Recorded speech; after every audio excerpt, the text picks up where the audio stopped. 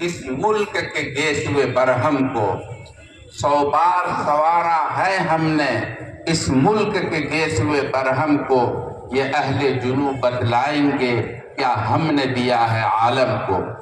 حضرات گرامی، آپ نے ابھی بصیرت افروز تقریر سماعت کی ہے، اور جنگ آزادی کے عنوان سے اور اس سلسلے میں علماء کرام اور بالخصوص اکابر دارالعلوم دیوبند کے کاوشیں آپ کے سامنے آئی ہیں۔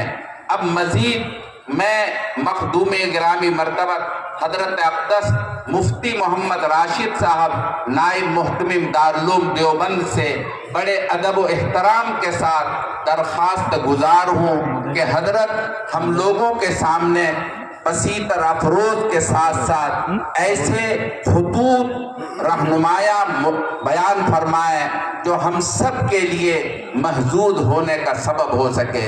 میں حضرت سے نہایت ادب و احترام کے ساتھ درخواست کرتا ہوں کہ حضرت بیان فرمائیں۔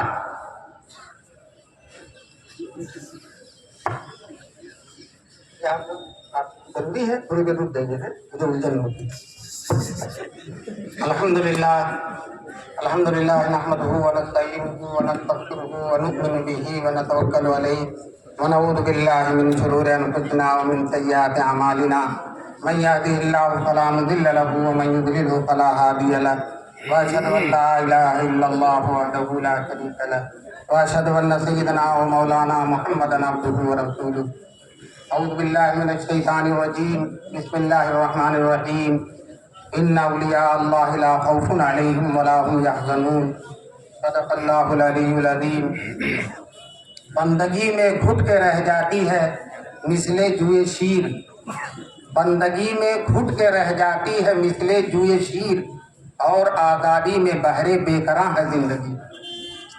حضرت محتمم صاحب اور دیگر معزز حضرات، یہ پروگرام بہت مختصر ہونا ہے، ایک اچھی خاصی لمبی تقریر آپ کے سامنے ہو گئی ہے، اور بہت ساری ضروری باتیں آپ کے سامنے آ چکی ہیں۔ اب بہت زیادہ کوئی چیز کہنے کی میرے پاس نہیں رہ گئی۔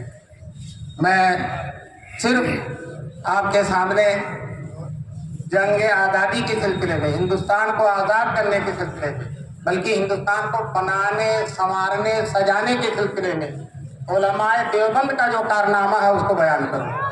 اور یاد رکھیے، ابھی مولانا منیر صاحب شعر پڑھ رہے تھے، 100 بار سوارا ہے ہم نے اس ملک کے گیسوئے برہم کو۔ جب بھی ملک بگڑا ہے الحمدللہ علماء دیوبند ہی نے سنبھالا ہے۔ 100 بار سوارا ہے ہم نے اس ملک کے گیسوئے برہم کو، یہ اہل جنوب بتلائیں گے کیا ہم نے دیا ہے عالم کو۔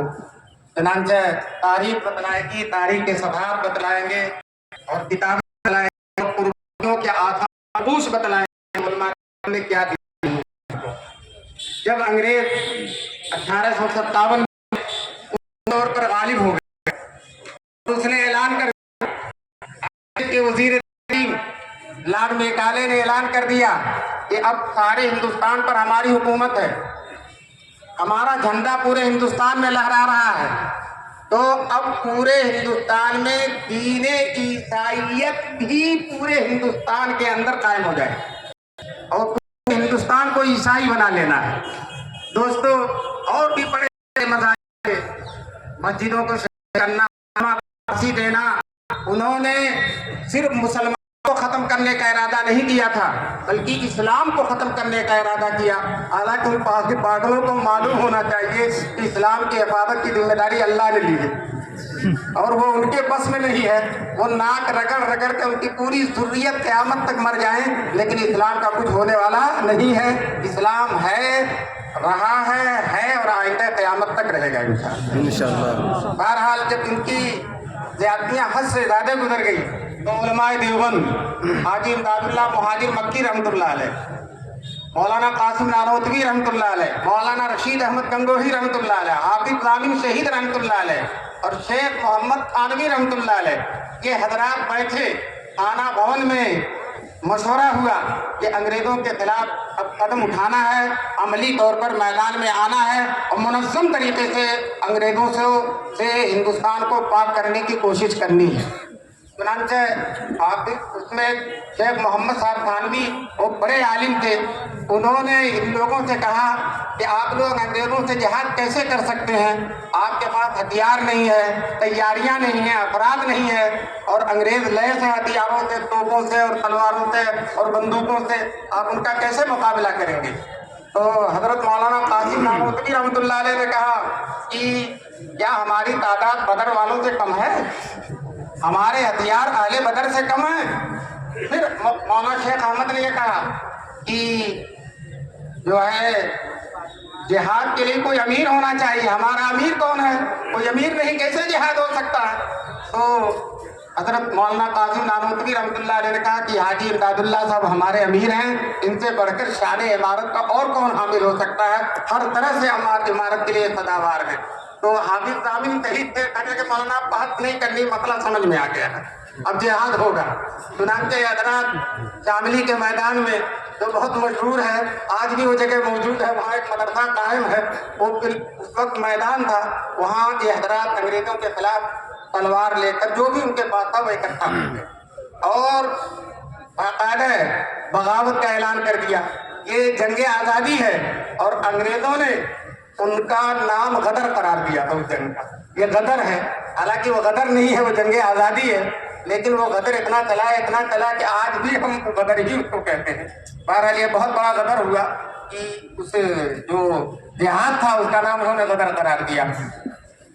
जंग शुरू हो गई, अंग्रेज पूरी फौज के साथ आ गया और ये बुजुर्गाने दीन मौलाना कासिम नानोतवी दुबले पतले कमजोर बीमार तलवार लेकर मैदान जंग में उतर आते और बहादुरी के साथ लड़ते हैं। मौलाना को लड़ने की कुव्वत को देखकर, हिम्मत और जुर्रत को देखकर एक सिख जो अंग्रेजों के साथ थे वो मौलाना लड़ते लड़ते थक गए तो तलवार पर टेक खड़े हो गए। वो मौलाना के पीछे आकर अपनी तलवार तान कर कहता, मौलवी बड़ी बहादुरी दिखाता है, अब बताओ। तो हजरत के अवसान खत्म हुई उस वक्त भी नहीं है, तलवार सर पर है, लेकिन जो है बिल्कुल इत्मीनान से कहते हैं जरा पीछे देख। अब वो पीछे देखने लगा, मौलाना ने मुड़ कर उस पर हमला कर दिया और उसको भी ढेर कर दिया। और उसमें मौलाना कासिम नानोतवी रहमतुल्लाह अलैह को गोली भी लगी, कनपट्टी में गोली भी लगी और बाद में उसके असरात बिल्कुल जाहिर नहीं हुई, अल्लाह तबारक तआला ने हिफाजत फरमाई। उसी में हाफिज जामिन साहब जो सबसे तेज बड़े जोशीले थे वो शहीद भी हो गए। उन्हें मालूम था कि मुझे शहीद होना है, नया कपड़ा पहन कर आए थे, सुरमा लगा कर आए थे, नया जूता पहन कर आए थे कि आज अल्लाह के यहाँ जाना है, आज अल्लाह के यहाँ जाना, जामे शहादत नोट करना है। चुनांचे जब शहीद हो गए तो किसी ने कहा था पूरे आज ये गाना गा रही है खुल्द में, पीर के दिन पीर खुल्द में आ गए, पीर के दिन हमारे पीर जन्नत में आ गए कि पूरे गाना गा रही है। बहरहाल ये जंग चलती रही, लेकिन उसमें बज़ाहिर इन उलमा को नाकामी हो गई। अल्लाह की कुदरत थी, अभी थोड़ा अल्लाह ताला और मुजाहिदा लेना चाहते थे और उसी वक्त अगर कामयाबी हो जाती तो कारनामे कहाँ सामने आते। बहरहाल अल्लाह की हिकमत थी। उसके बाद उन्होंने ये जितने लोग सब पर फांसी का वारंट कर दिया, गिरफ्तारी। चुनांचे मौलाना कासिम नानोतवी पर भी, मौलाना रशीद अहमद गंगोही पर भी, हाजी इमदादुल्लाह मुहाजिर मक्की पर भी। हाजी साहब तो हिजरत करके मदीने चले गए, मक्के चले गए, मौलाना कासिम नानोतवी यहीं रहे इसी देवबंद में, कभी इस गांव में कभी उस गांव में, कहीं जाते नहीं थे।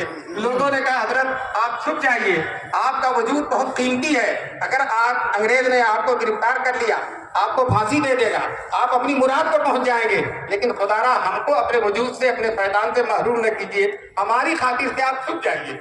लोगों ने बहुत इसरार किया तो देवबंद के एक मकान में ऊपर वाले हिस्से में छुपे रहे।